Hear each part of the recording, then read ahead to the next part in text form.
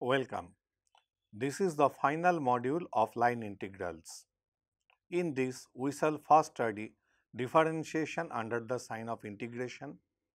Then we shall move to how to construct potential functions, and at last our main aim, a necessary and sufficient condition for a vector field to be gradient. Let us consider a real valued continuous function f defined over an interval I. We know differentiation and indefinite integration can be considered as processes inverse to each other. So, their combination would be the identity map. That means, if we start from f, after these two operations performed, we should get back f.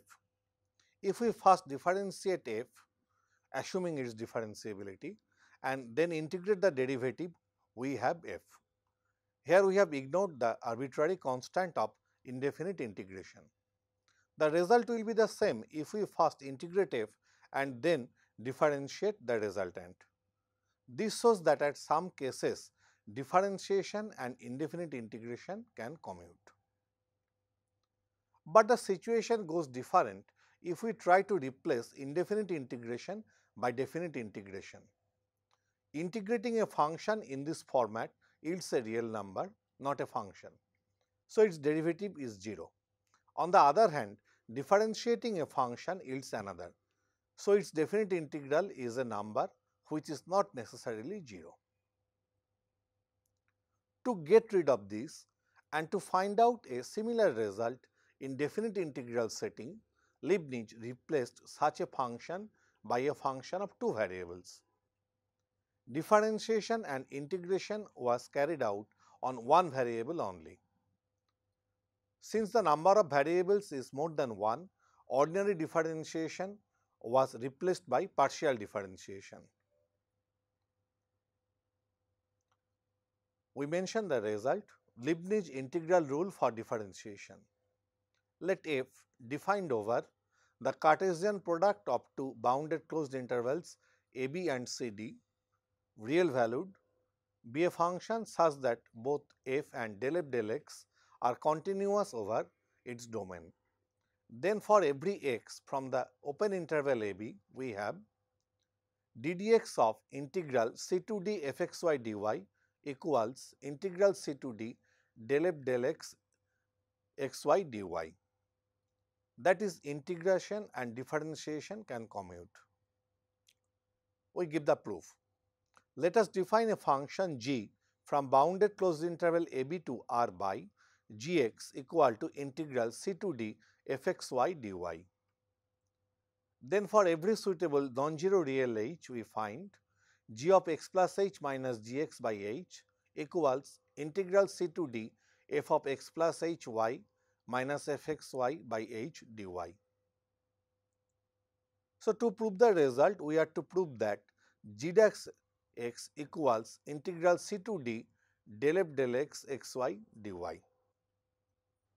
This means we have to show that for every arbitrary positive epsilon, there exists delta positive such that whenever mod h is positive but less than delta, we have modulus of the difference of integral c to d f of x plus h y minus f x y by h dy minus integral c to d del f del x x y dy less than epsilon. This happens when modulus of integral c to d f of x plus h y minus f x y by h minus del f del x x y dy less than epsilon. This happens if we can show integral c to d modulus f of x plus h y minus f x y by h minus del f del x x y dy less than epsilon.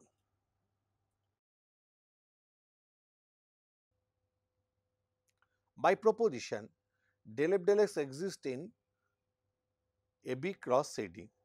Then for all fixed y belonging to CD, using mean value theorem for vector derivative, we assure the existence of a theta in the open interval 0 1 such that f of x plus h y minus f x y equals h del f del x x plus theta h y. Now using the above result, we find that modulus of f of x plus h y minus f x y by h minus del f del x x y equals modulus of del f del x x plus theta h y minus del f del x x y. Since del f del x is continuous, we find limit of del f del x x plus theta h y as h tends to 0 should be equal with del f del x x y. So corresponding to epsilon dash greater than 0, we can find a delta dash positive such that whenever modulus of h is less than delta dash, we have the modulus of the difference between del f del x at x plus theta h y minus del f del x at x y less than epsilon dash.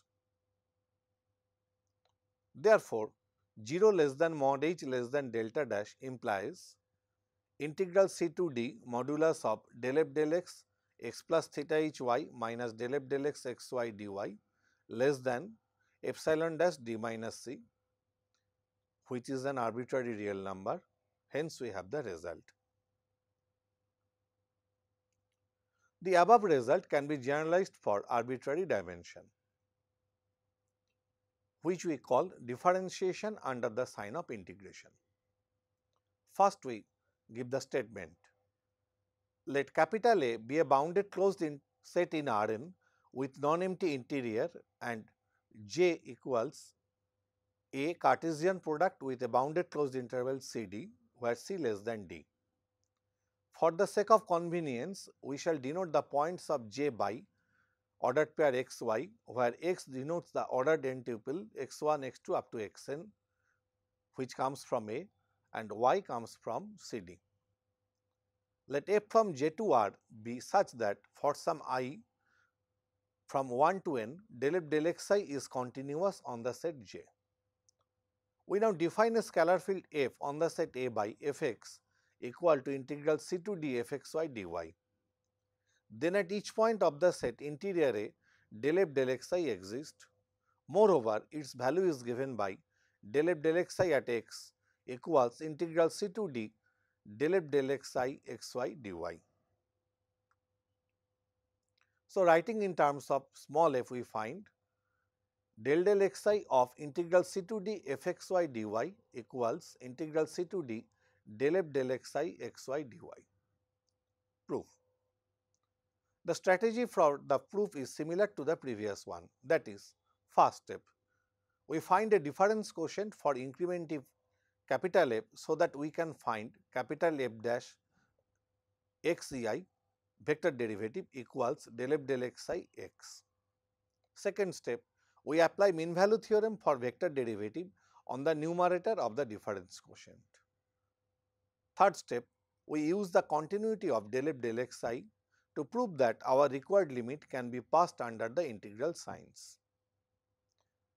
The detailed proof follows. We choose x from the interior of the set A. So, there exists a positive R such that the open sphere SXR is a subset of A. Now, given for some I from 1 to n, del f del xi is continuous on the set J. We select positive H such that x plus HEI also lies in interior A. Equivalently, that is mod H must be less than R and positive. Then, f of x plus HEI minus fx by h, we write down the values, then apply the mean value theorem, and from the calculation we find this equals with integral c to d del f del xi zy dy, where z is x plus theta HEI, theta is a real number lying between 0 and 1. Now, our target is to show that del f del xi at x, which is limit of f of x plus HEI minus fx by h as h tends to 0, equals with integral c to d del f del xi xy dy. We calculate as follows: f of x plus HEI minus fx by h minus integral c to d del f del xi xy dy. Here we write down the value of the first term, that is del f del xi zy integrated from C to D. So, this must be less or equal to integral C to D modulus of del f del xi zy minus del f del xi xy dy. Now, using ML formula from the above, we find that f of x plus hei minus fx by h minus integral C to D del f del xi xy dy less or equal to capital M d minus c. Here d minus c is the length of the interval, capital M is the supremum of all possible values of modulus of del f del x I zy minus del f del xi xy whenever y belongs to CD and z runs over the line segment joining x plus hei. Now, the set J is bounded and closed in Rn, so it is compact, and del f del xi is continuous over the set J, so it is uniformly continuous over J. As h tends to 0 implies z tends to x, using the above result, we find that corresponding to arbitrary positive epsilon, we can find a delta positive such that whenever modulus h is positive and less than delta, supremum of the modulus of del f del xi zy minus del f del xy at xy must be less than epsilon by d minus c. This implies the difference between f of x plus hei minus fx by h minus integral c to d del f del xi xy dy can be made arbitrarily small. Hence, we have the result. Now, we start gradient vector field and its potential function. Let capital A be an open set in Rn and f from A to Rn be a continuously differentiable vector field. Then f is said to be a gradient or a gradient vector field on A if and only if there exists a scalar field capital F from A to R such that gradient of capital F equals F. That is, if the components of small f are f1, f2 up to fn, then at every point of the set A, del capital F del xi is fi, and this is true for every I from 1 to n. In such a case, capital F is said to be a potential function of small f on the set A. In view of a result studied in the previous module, we have the following result. Let A be an open connected set in Rn. Then a continuous vector field f from A to Rn is gradient if and only if the line integral of small f along every piecewise smooth closed curve lying entirely in A is 0. This is equivalent to say that if f from A to Rn is gradient, if and only if the line integral of f joining any two points in A is path independent. Discussion. Let A be an open set in Rn and f from A to Rn be a continuously differentiable vector field. Let the components of f be f1, f2 up to fn.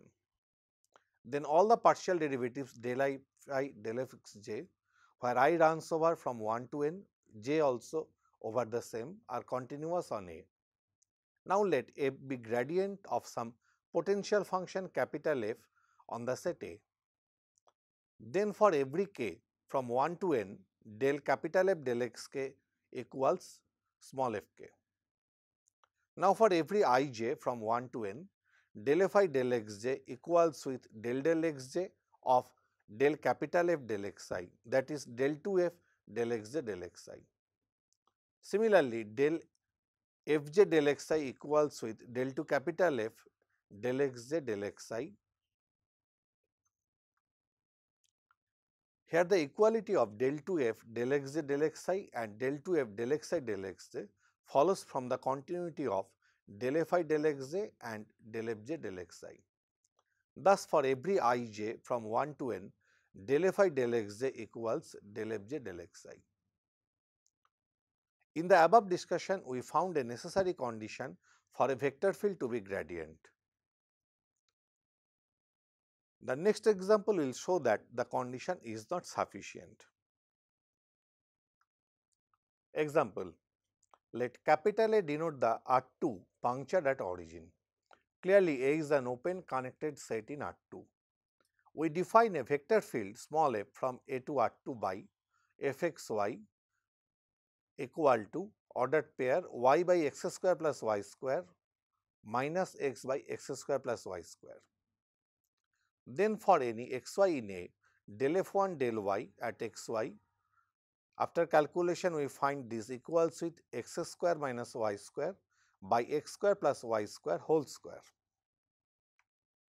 On the other hand, del f2 del x at xy equals x square minus y square by x square plus y square whole square. Thus, at each point of the set A, f12 equals with f21. Now, we consider any circle in this set given by ordered pair r cos t r sin t, where r is positive. We calculate the line integral of f along this circle gamma travelled once in anticlockwise direction. We find that line integral f d gamma equals with, after some calculation, minus 2 pi, which is not 0. So, clearly f is not a gradient vector field on the set A. This shows that the condition is not sufficient. Now, we are going to discuss how to construct potential functions for given vector fields. Let capital A be an open connected set in Rn and f from A to Rn be a continuous gradient. We assume capital F1 and capital F2 are two potential functions for small f. Then at each point of the set capital F, gradient F1 equals f equals gradient F2. This implies del F1 del x1 equals with small f1 equals with del F2 del x1 and so on. Now, del F1 del x1 equals del F2 del x1 implies del x1 of f1 minus f2 is 0. That is, f1 minus f2 is independent of x1. That is, it is a function of the remaining n minus 1 variables x2 up to xn. One can easily see the role of connectedness of the set A at this point. Otherwise, we could never use the zero derivative theorem here. Similarly, now we consider the partial derivatives of capital F1 and capital F2 with respect to the second variable and find that their difference is 0. So, f1 minus f2 is independent of both x1 and x2. We continue this process and finally we find that f1 minus f2 is independent of all the variables constant and hence it is a constant. Thus, we have the following result. Any two potential functions of a continuous gradient on an open connected set always differ by a constant. Now, a note. Let capital A be an open connected set in Rn and f be a continuous gradient on A. Our target is to construct a potential function on A of which small f is the gradient. We do the following. First, we select any point, say small a, in the set capital A, arbitrary, but keep it fixed. Next, let small x be any point in the set A. Since the set A is open and connected, it is path connected. So, we can always find a path in A joining A and x. Now, we consider any path gamma from A to x which is piecewise smooth. We consider a function capital F from A to R defined by capital Fx equals integral A to x line integral f d gamma. Since f is a continuous gradient, its line integral from A to x is independent of path. This is why the scalar field capital F is well defined. As we started with small a being the base point, we denote this by the symbol Fa. If we started from another point B in A, we would found in the same way another potential function Fb. Clearly, Fa minus Fb is a constant function. To be precise, Fa minus Fb evaluated at x is line integral from A to B Fd alpha, where alpha is any piecewise smooth curve in A joining the points A and B. Now, by virtue of fundamental theorem of calculus, for line integrals we find that gradient Fa equal to gradient Fb equals small f. Now, we are going to discuss how to construct potential functions for a gradient vector field. First method.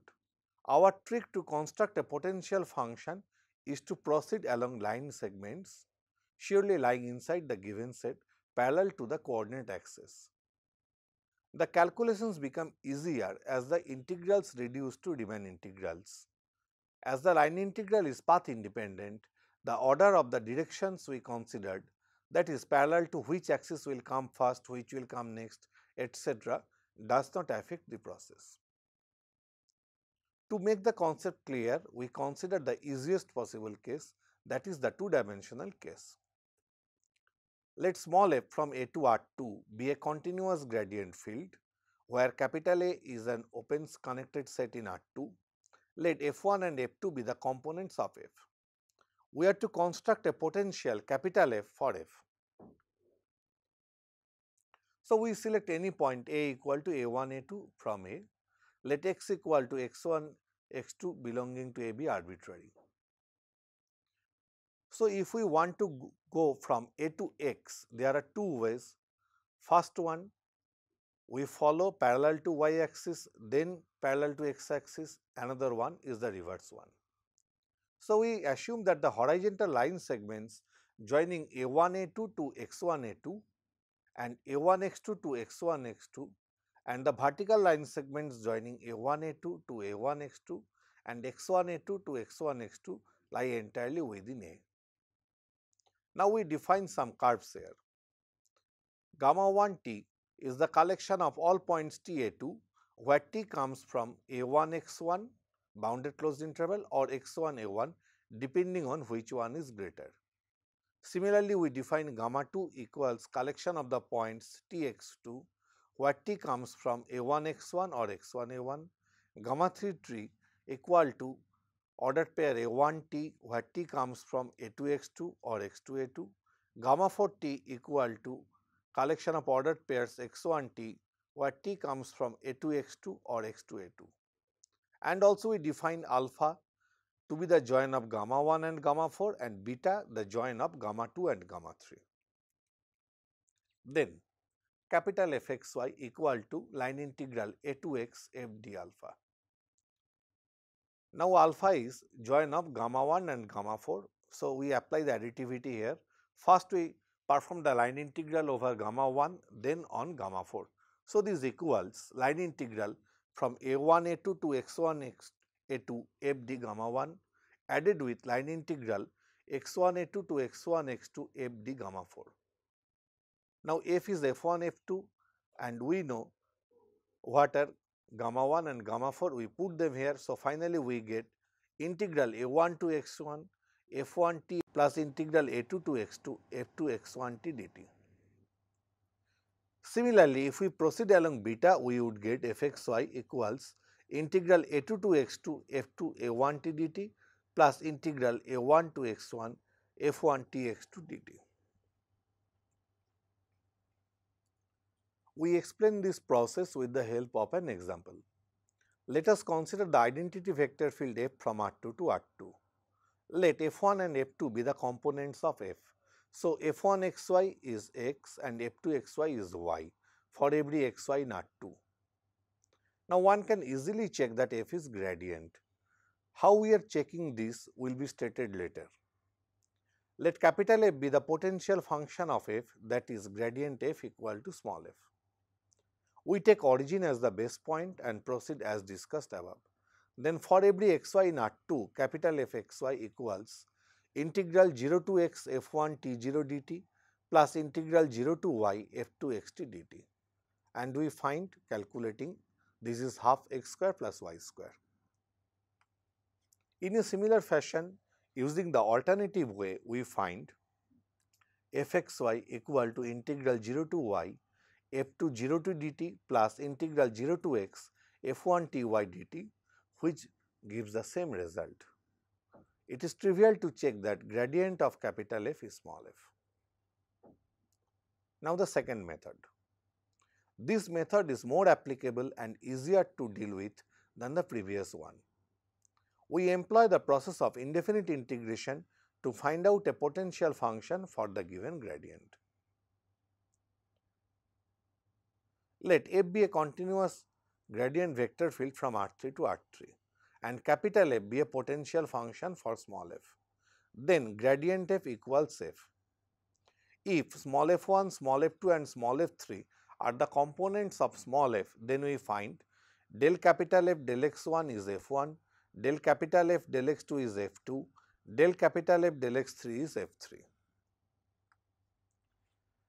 Now, by indefinite integration from the first result we find del capital F del x1 x1 x2 x3 equal to f1 x1 x2 x3. We apply indefinite integration over this and we find capital F x1 x2 x3 equals integral f1 x1 x2 x3 dx1 plus terms independent of x1, that is, say some function phi 1 of x2 and x3. In a similar fashion, we can deduce capital F from the other two relations, that is, capital F x1 x2 x3 equals integral f2 x1 x2 x3 dx2 plus say phi 2 x1 x3. This is again equal with integral f3 x1 x2 x3 dx3 plus phi 3 x1 x2. Actual determination of capital F can be made by comparing the functions phi 1, phi 2 and phi 3. We explain this with an example. Let us consider a vector field f from R3 to R3 defined by f of x1 x2 x3 equal to the order triplet 8 x1 cube x2 minus 3 x1 square x3 square plus 1, 2 x1 to the power 4 plus 2 minus 2 x1 cube x3 plus 3 x3 square. So, we can find the components f1, f2, f3. Our first duty is to check whether f is gradient or not.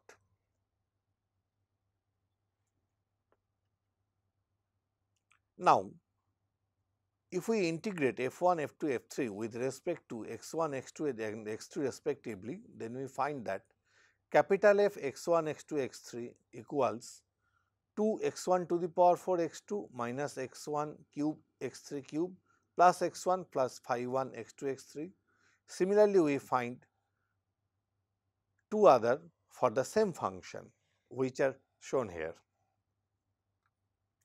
Now, we consider phi 1 x2 x3 equal to 2 x2 plus x3 cube, phi 2 x3 x1 as minus x1 x3 square plus x3 cube plus x1 and phi 3 x1 x2 equal to 2 x1 to the power 4 x2 plus x1 plus 2 x2.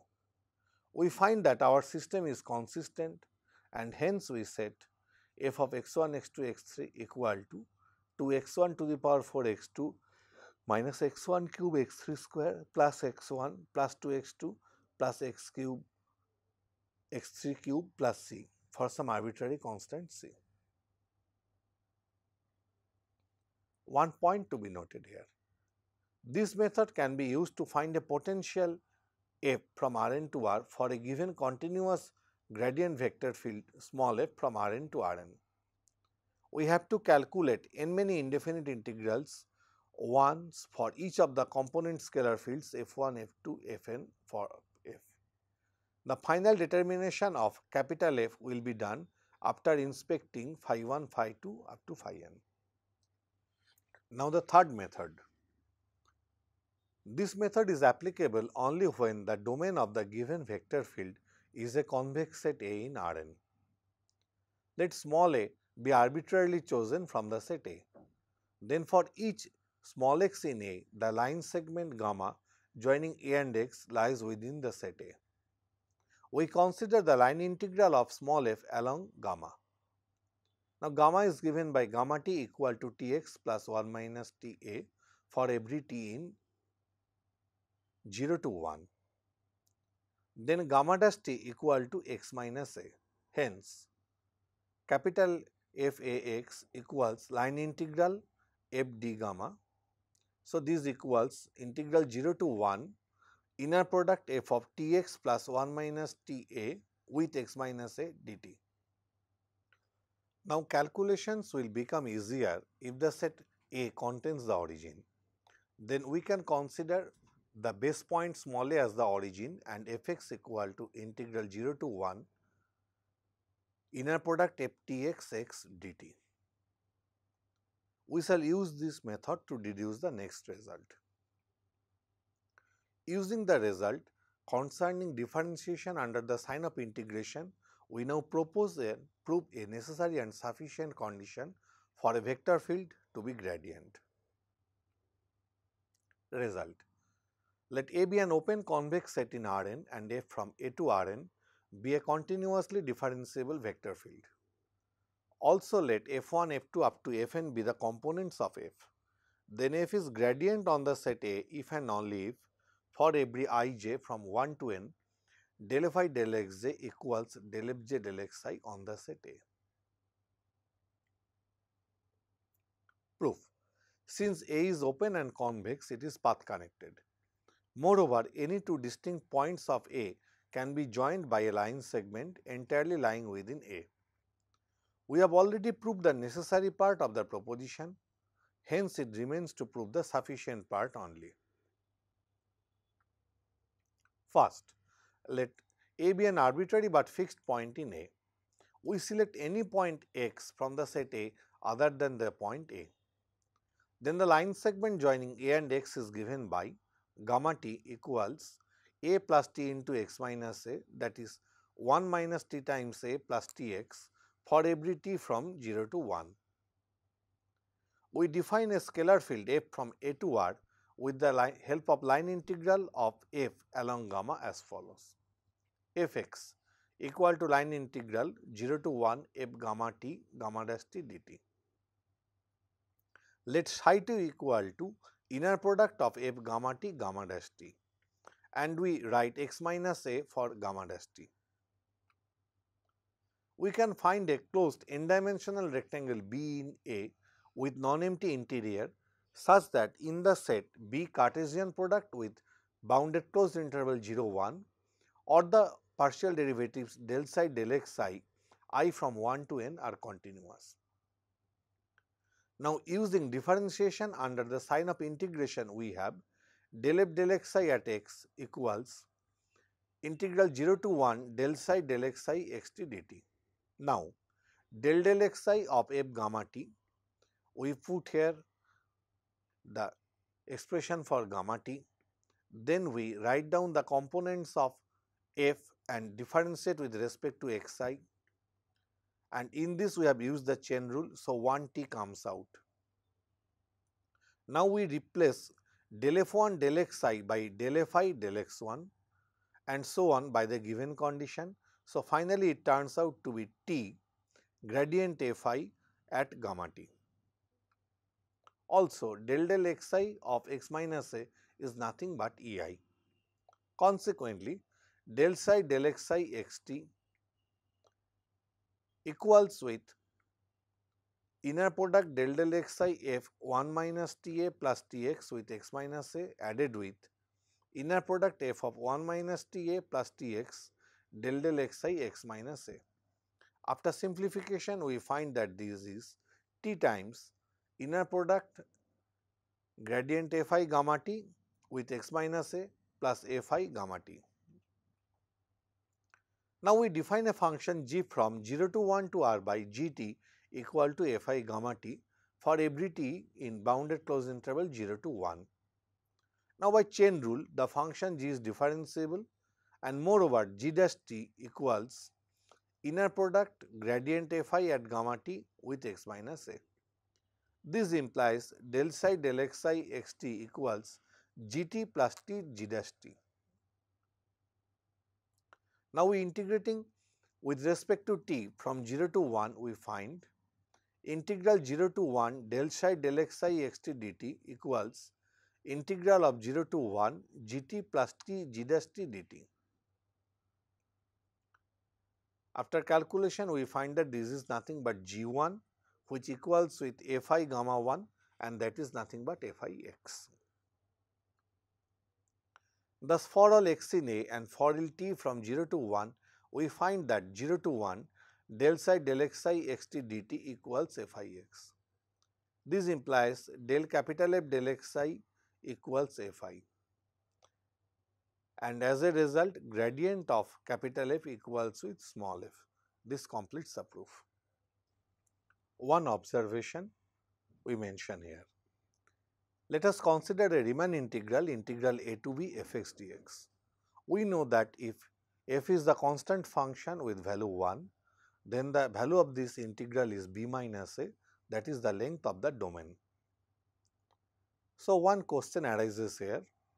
If we are given any rectifiable curve gamma in Rn, can we find a vector field f defined over a connected open set containing the trace of gamma such that line integral f d gamma gives the arc length of gamma? Since gamma is rectifiable, it is smooth. If gamma is piecewise smooth, we shall consider 1 by 1 pieces. If gamma is a map from AB to Rn, then we know the arc length of gamma is given by integral a to b norm of gamma dash t dt. This hints that f should satisfy inner product of f gamma dash t should be equal with norm of gamma dash t. So, one good choice for such f is given by f of gamma t equal to gamma dash t by norm of gamma dash t. That is the unit tangent vector field along the curve gamma. We can check the result for Riemann integration from these also. Final remark. In a tune similar to the concept of line integral in Rn, we can also introduce it in the Argand plane, that is in the complex plane. This is known as contour integral. We describe it here. Let gamma from AB to C be a piecewise smooth curve,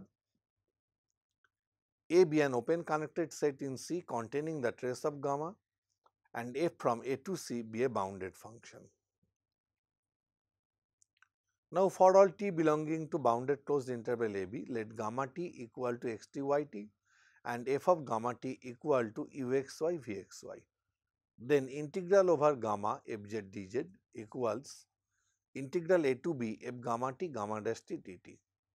We write down the values there and we finally find this equals with integral a to b u x t y t x dash t minus v x t y t y dash t dt plus I integral a to b u x t y t y dash t plus v x t y t x dash t dt. So, in this module we learned how to construct potential function for a given continuous gradient vector field. We also studied a necessary and sufficient condition for a vector field to be gradient. The study of line integrals concludes here.